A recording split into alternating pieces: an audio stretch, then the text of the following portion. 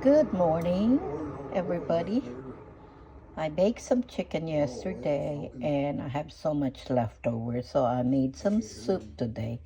Macaroni with some veggies and little pieces of potatoes. And that's what we're gonna eat today. And also, I made some cornbread with corn on mashed corn. Mama, could I have some more? And love it. Love this cornbread with corn. Match with the macaroni chicken soup. Bon appetit, ladies, and have a blessed day.